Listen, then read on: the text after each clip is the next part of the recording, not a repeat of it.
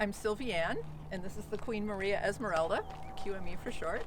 And I've been to every WRTR, so this was my third.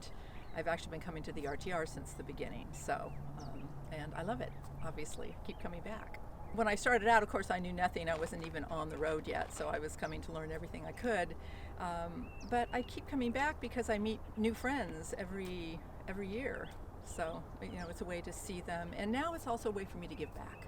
This year, I actually had the opportunity to be on one or two of the panels, and that was fun because people ask great questions. And at the Women's RTR, the only real formal panels we do are on safety and hygiene, because those seem to be areas that women are interested in. So that's always fun. And I'm always representing kind of the low end of the scale, the van with no fancy systems. So,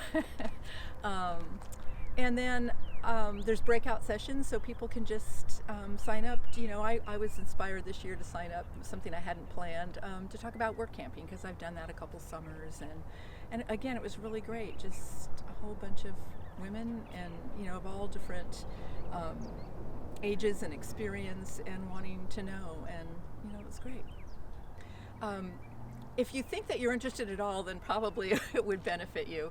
So, like me, when I first did it, I knew I wanted to live in a van, but my house didn't sell. I had no money. I sold off furniture so that I have the money to drive from New Mexico in my little Saturn and my tent. And I had never dry camped in a tent. This was 10 years ago. And 15 minutes out, I thought, what am I doing? I don't even know these people. I'd had an email with, some guy named Bob.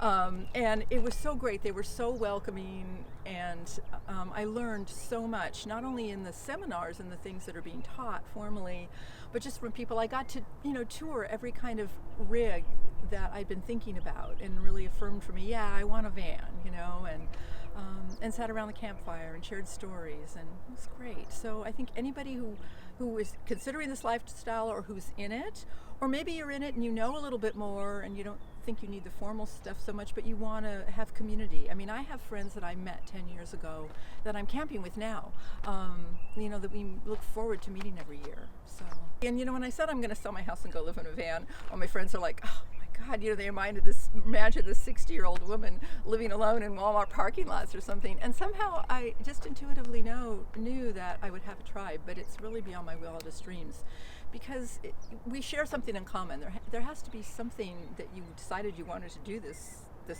crazy project, and it's great because it's a group of, we tend to be independent, and a lot of us are kind of loners.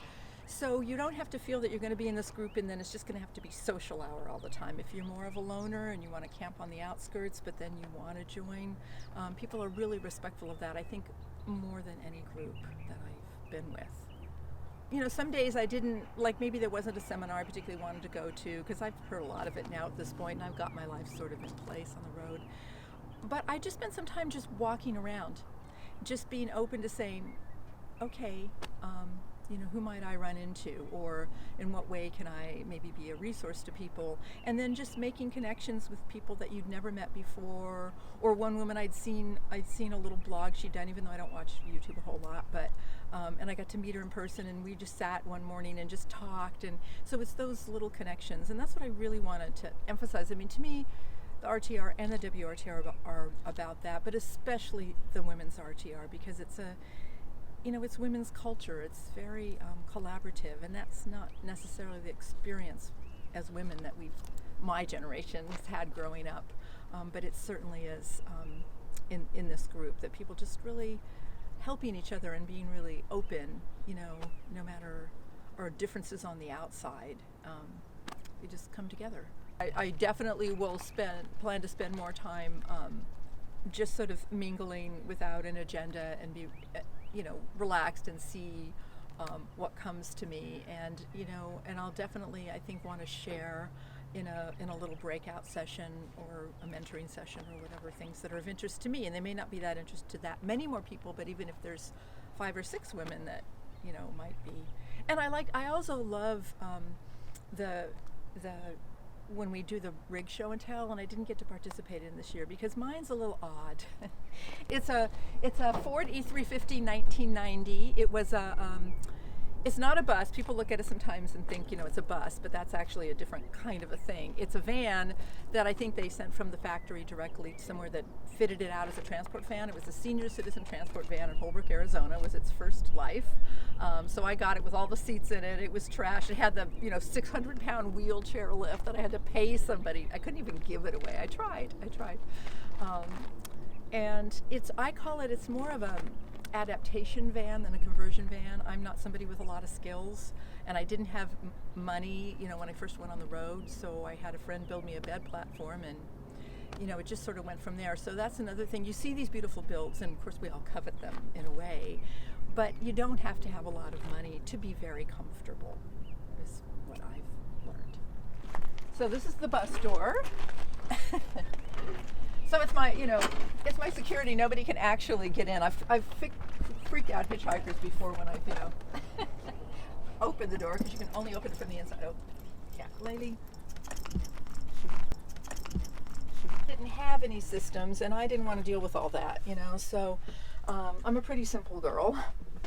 This obviously just puts on the ground. I don't have a sink or anything. This is my running water. I have a gray water bucket that's over there in the corner. I just put it under there. This is a cabinet I got at the Restore for $20. A friend bolted it in for me. I have a Coleman camp stove that just comes out, and I can camp. I can open the door so it's like I'm cooking outdoors, only I'm indoors. I have a 20-pound propane tank that stores in the back that I put out here when I'm in a campsite, and run the hose through this window here. A friend built me the bed platform, and I just got the smallest, cheapest mattress I could find at Goodwill, so I could wedge it in there. It's a regulation size single bed mattress. And then another friend built me this shelf. So I have a cat, obviously. You saw the cat there at the beginning. And this is the garage. So her litter box is there, my sewing and beading stuff, a bookcase that you get to from the outside, and a filing cabinet. And that's sort of it. Oh, behind my clothes, everybody who knew me when I said I'm going to sell my house and go live in a van, they're like, oh right, what are you doing with your clothes? Well, I say Spirit sent me a van with a closet, because this was the bus rail that was already here. I have a little bin here with my current reading material, and it nests another bin in here, so I just put that out. I heat some water on the stove, and I take a sponge bath. So that's how I bathe. And I'll wash my hair, outdoors when I'm not camped out in the desert, or I can do it in here. I've gotten pretty good. The first time I did it, I got water all over everything, but I didn't even have solar till last year when Bob gave me a solar panel. So I'm glad that I went for 5 years without solar, because I'm not dependent on it. I mean, if I'm there and it's a cloudy day, I don't freak out, But so I didn't want a fridge, because I knew that took more. So I have a cooler. And since when I bought my house, I got an expensive Yeti cooler. I'm not convinced it keeps the food all that much colder than a regular one, but it's really cool, so I like it. Given up a lot of real estate for these chairs, but I do readings. I'm a tarot reader and an astrologer, so people can sit here. And I love to, because I have a bigger rig than most people I know, who are really in vans or small SUVs. I can, when we're camped somewhere and it's cold, I can make tea, or I can have them over for breakfast, or because I have the bigger gathering space. I once had 4 people in here plus me, and we had Mexican food. Everybody had a bowl on their lap, but it worked.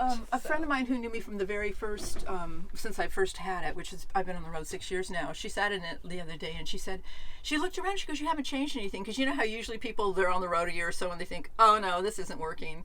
And I think I was just lucky, and I read a lot. I mean, I went on the Cheap RV Living website, and I did a lot of research, so I kind of had in my mind what I wanted, and it's all worked out. It didn't cost me a lot of money. I paid my friend $50 to build the bed platform, and if you were handy at all, you could have done that yourself. And $20 for this, and like I said, I had Target plastic cabinets here, and they worked fine for 5 years. Yeah. So that was it. It wasn't a big super build out, and I don't think, if I won the lottery tomorrow and had the money to pay my carpenter friend to, redo everything in here, there's nothing I would really do. It's such a great feeling. I was like, there's nothing I need. Well, I need a paint job for the outside, but